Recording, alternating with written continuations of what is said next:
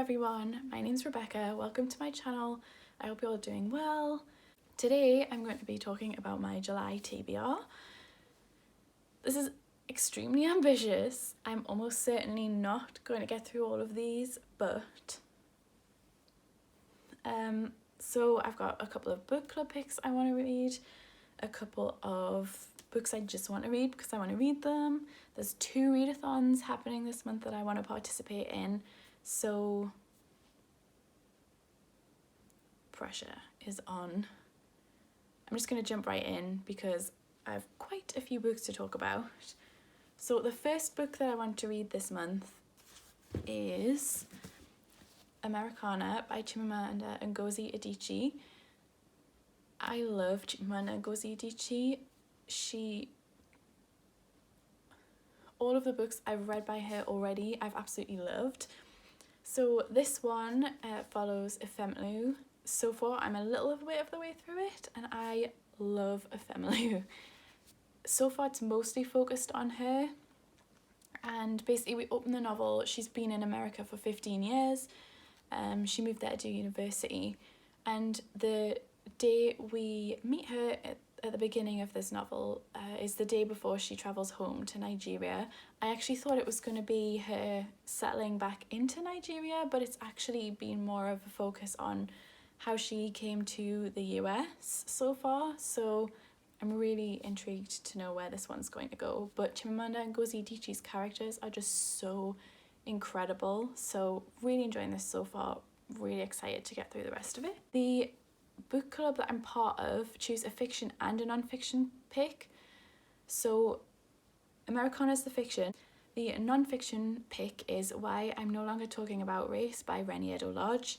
I've actually read this before, but I'm really excited to revisit it. I read this at the very beginning of my journey into anti-racism research and education and reading, and I'm intrigued to know what it's going to be like going back and seeing if I see anything different or take anything different away from this book.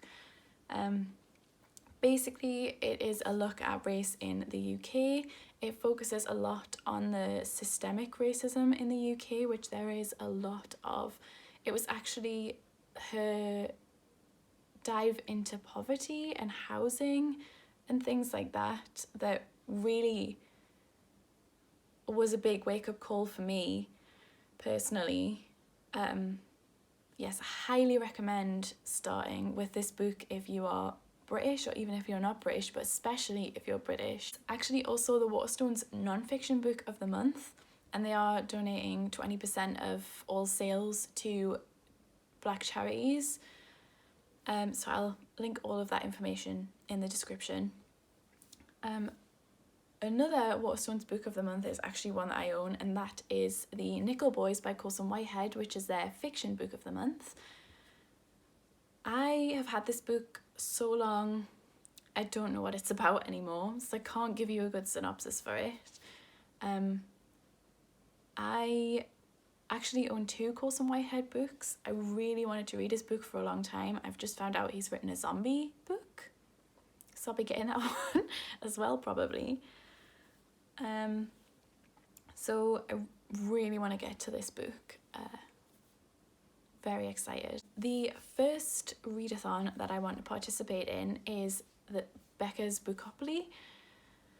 So this is hosted by Becca and her books. You've probably already heard about her Bookopoly boards.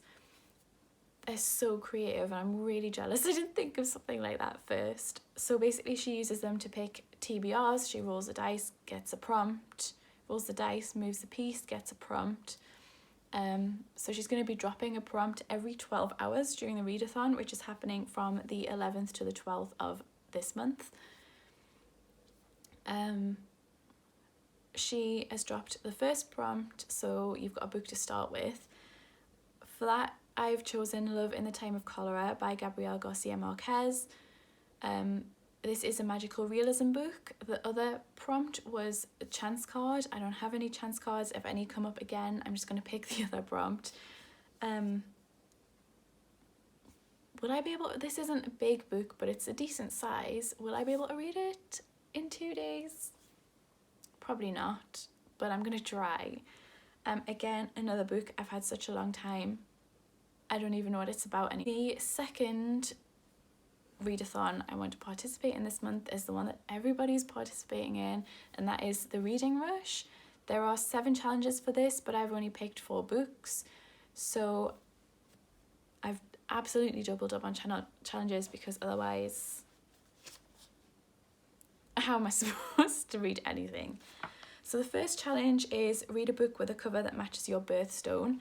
Mine is Sapphire, and the book I've chosen for this, actually the paperback isn't out yet and I've pre-ordered it, and that is The Island of Sea Women. What I understand this book is about, I think, is a group of women. They are fisher women, or they go crabbing or something. They dive into the sea to do it. I might be completely wrong about the synopsis of this book, so after the reading rush I might be coming back saying what the hell was I on about? But yeah, the cover of this book is blue. It takes place in Korea as well, and I've wanted to read more books set in Korea for a long time. I've read a couple in the last year, and I loved Korea as the backdrop in them both. I read a historical fiction and one set in the present day, so I'm really excited to dive into more Korean fiction.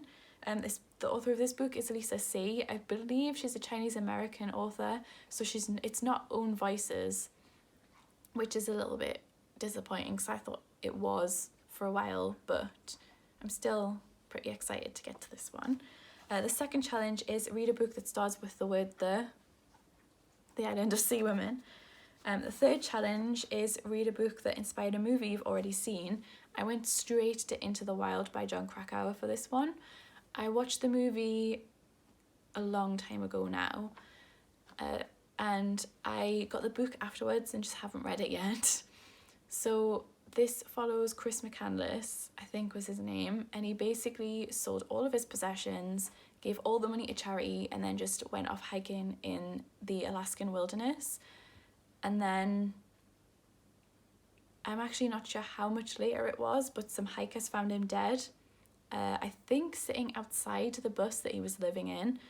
And I believe Jon Krakauer has put together this biography from the diary entries and pictures and stuff that were found in the bus. I am so intrigued by this story. It is fascinating, and I've been thinking about it for a while because kind of recently the Alaskan government had to airlift his bus out of the clearing because so many people had to be rescued from hiking to it. So yeah, I'm really excited for this one. The fourth challenge is read the first book you touch. What I'm going to do is just pile my TBR up and touch one on the day of the readathon and just read that one first. The fifth challenge is read a book completely outside of your house. For this one, I'm actually going to be listening to Ayawadi on Top by Richard Ayawadi. I've got no idea what this book is about, but it's Richard Ayawadi and I love him. I think he's hilarious. I think this book's going to be hilarious. And I thought, well, I go out every day to walk my dog anyway, so I'm going to listen to it while I'm out on my walks. And it's really short. It's like 4.5 hours, just over long. So I should be able to finish this one easy in the week. She says. The sixth challenge is to read a book in a genre you've always wanted to read more of. So for this, I'm going to slot in the group pick, which is Such a Fun Age by Kylie Reid. It's an adult contemporary book. I don't really get on with adult contemporaries that well, but I've been really excited to read this one since I first heard about it before it came out. So basically, it follows a black woman who is a babysitter for a white family, or a nanny, I'm not sure which, and the mother of the child that she looks after asks her to take him out to the market, I think, and she gets stopped. I'm not sure if it's by a security guard or by the police, or if she gets arrested or detained. I'm unsure, but she basically gets stopped and accused of kidnapping this little boy because he's white and she's black, and I believe it's the fallout from that. So I'm really, really excited to get into this. I think it's a really interesting topic, so very excited about this one. And then read a book that takes place on a different continent than where you live is the last challenge, and they all, well, apart from Iowari on top, probably take place on different continents to where I live. So the Island of Sea Women takes place in Asia, and Into the Wild and Such a Fun Age, I believe both take place, well, I know Into the Wild takes place in North America, but I think Such a Fun Age does as well. I've got one more book to talk about, and it's just a book that I really want to get to, and that is Amazon's Abolitionists and Activists by Mickey Kendall and A. D'Amico. This is about Amazon's abolitionists and activists. I have a conversation between Mickey Kendall and N.K. Jemisin about this book that I might watch later on YouTube, and I really want to watch it, so I really want to finally get around to this one. It's really short. It's also a graphic novel. It's non-fiction, still a novel. I'm so excited to read this one, so hopefully I'll fit that in. So yes, maybe I'll get through all of these books. I might come in next month with a wrap up and I've read like 3, but yes. So thank you for watching. Like if you liked it, subscribe if you want to see more. Let me know if you've read any of these books, what you thought of them, what you're going to be reading this month, and yes, see you in my next video. Bye!